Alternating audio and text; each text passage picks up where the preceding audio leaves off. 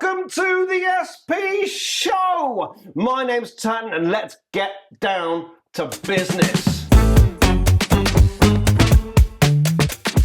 The business of foreign aid. In the last couple of weeks, foreign aid has been, it's not done brilliantly. In America, it's been cut by 90%. Elon Musk, Donald Trump, 90% cut. That's a cut of $54 billion. That's a lot. That's a lot of money. And then in the UK, it was cut to 0.3% of GDP.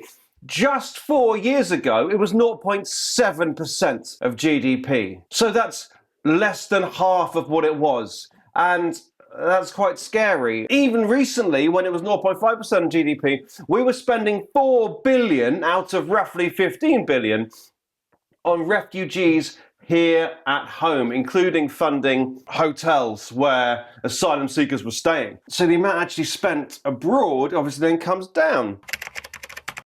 Why should we pay foreign aid? I've got 3 reasons for you. 1, it's our moral duty. If we have plenty of money, which we do, and they have literally no money, it's our moral duty to help them.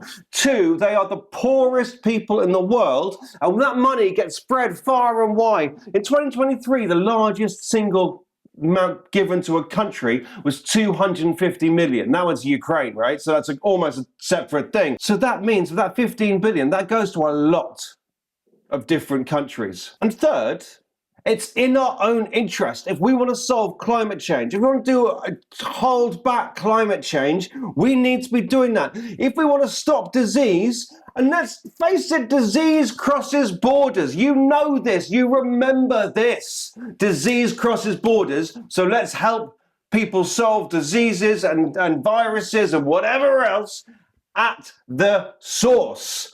And then finally, on that one, small boats. People fleeing war zones come here in small boats. We don't want small boats. People die in small boats. We don't like small boats. Foreign aid helps stop the small boats.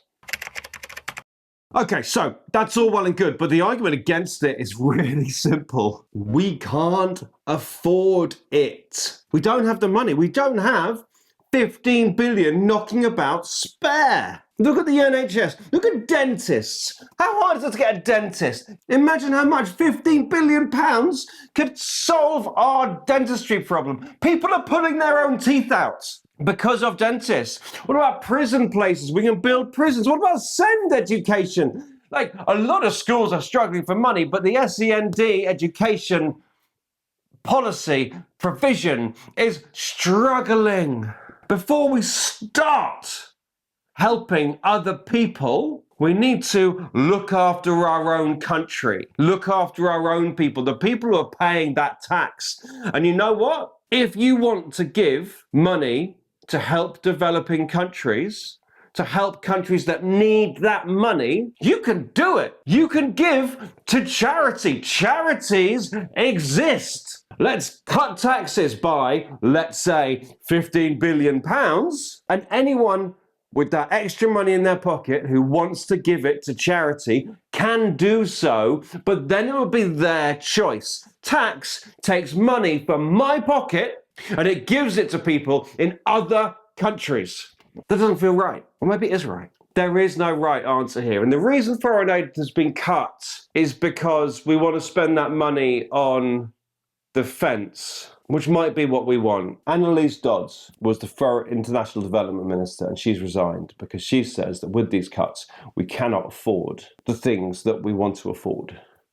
Like, we can't keep up with aid in Syria and Gaza and Ukraine with this lower spend. And it's easy to, I think, look at foreign aid and say that's problematic. But when a government minister is resigning, saying we can't help the people we need to help, and you talk about cancelling projects, what? The people we see daily in our papers and our TV screens from Gaza. Do we want to stop helping those innocent people?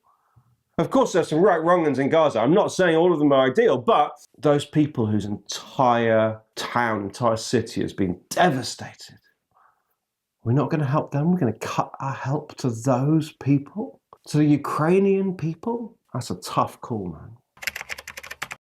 Okay, and on to the comments. Right, we've had loads and loads of comments this week. First of all, we've got Ollie Tom, who's talking about stopping young people using social media. And I said, it's so hard.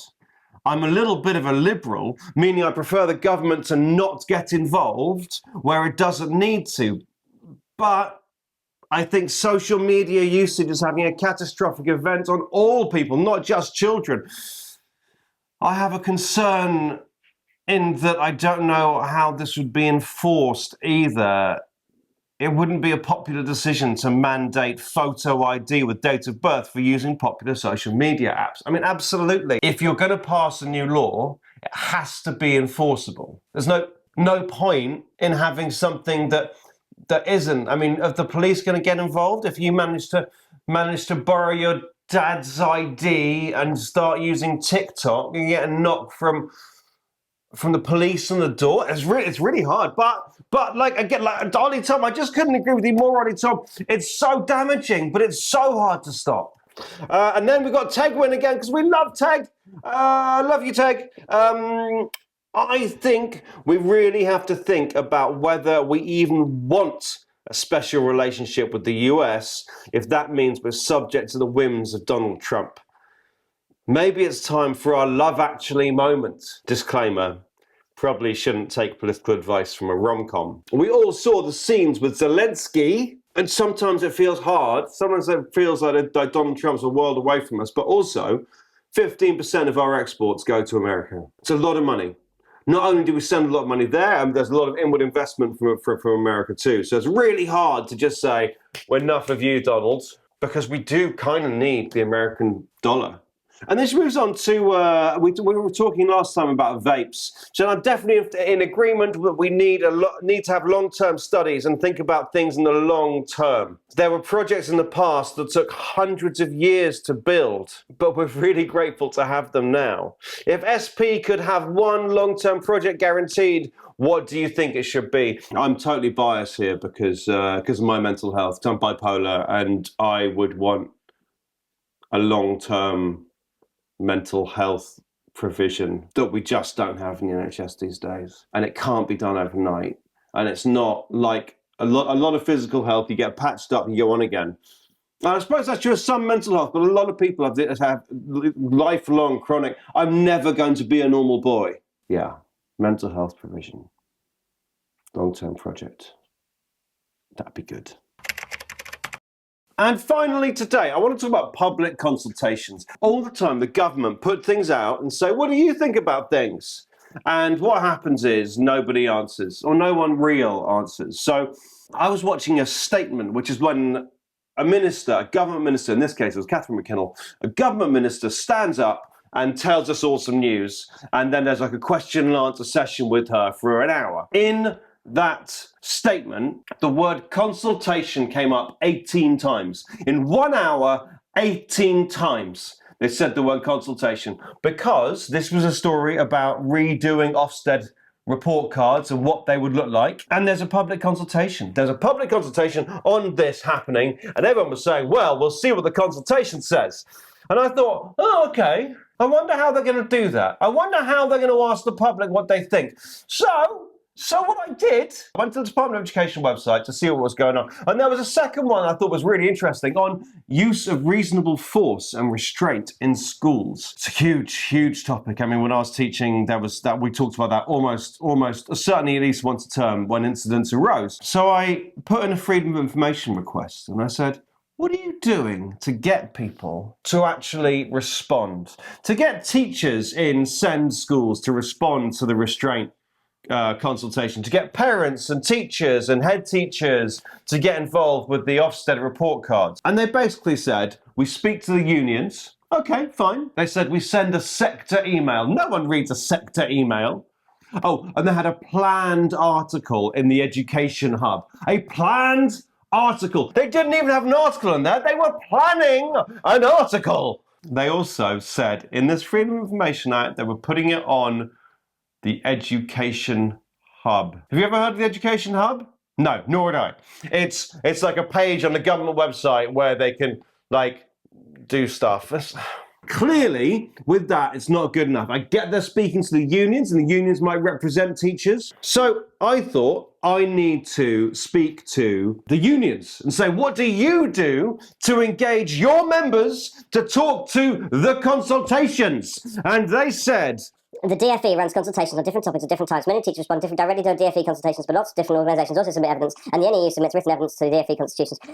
The NEU meets the DfE regularly to discuss and negotiate education policy and represent their members' views and recommendations about policy. The NEU regularly encourages its members to take part in government consultations. For example, at the moment we're encouraging members to respond to the OFSTED consultation and report cards. We regularly survey and engage with members to ensure we are close to the detail of pressures and problems our members face, but also to utilise their insight, expertise and knowledge. This is frequently incorporated into our submissions to consultations, our national policy positions and campaign priorities assessed at the NEU annual conference democratically. oh my goodness, what a waste of email time that was. Let me run one line from you. When they talk to regular people, this is frequently incorporated in submissions. Frequently. So not every time, not always.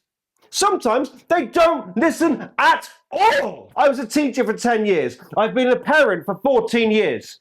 Never once has anyone approached me, sent out something saying, hey, there's this interesting consultation going on. So what that means is you, as a parent, as a teacher, maybe as a young person yourself, have no way of knowing this consultation is happening unless you hang out on the government's parent hub, or you're one of the people that the NEU chooses to speak to, and then they might not even use your ideas.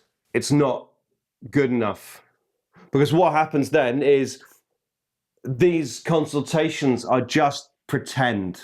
These consultations don't mean anything, and then people feel they're not involved. And when people feel they're not involved, which, let's face it, they're not, when it comes to election time, you can't suddenly say, hey, you're really involved, vote for me. And then moan that people don't vote. We're deliberately excluding people, and it's not good enough. Let's make things change. We live in a world of social media.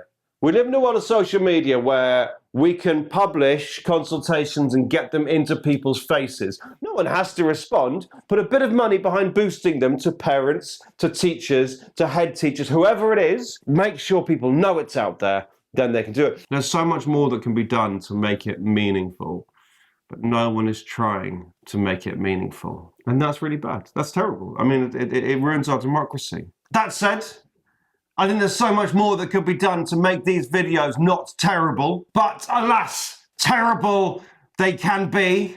Listen, lovely people, thank you so much for joining me. Don't forget, any questions at all, leave them down here, and we'll see you next Monday. Love you, bye.